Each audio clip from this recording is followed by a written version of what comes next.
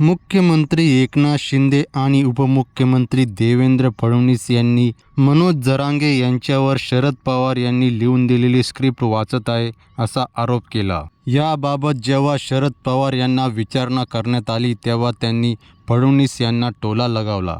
जबाबदार व्यक्तींचं बोलणं हे जबाबदार असलं पाहिजे.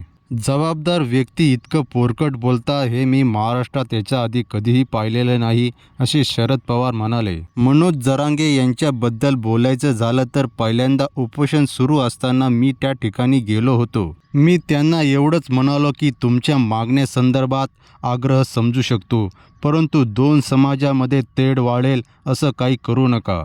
महाराष्ट्रात सामाजिक ऐक्य टिकेल असं काहीतरी करा. एवढंच त्यांचं आणि माझं बोलणं झालं.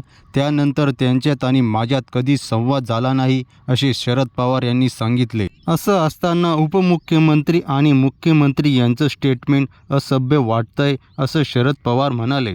SIT चौकशीबाबत बोलताना शरद पवार म्हणाले की वाटेल ती चौकशी करा, कर नाहीत त्याला डर कशाला. मी मनोज जरांगे यांना एक तरी फोन केल्याचं सिद्ध झाल्यास ते म्हणतील ते मान्य करायला मी तयार आहे असे शरद पवार म्हणाले.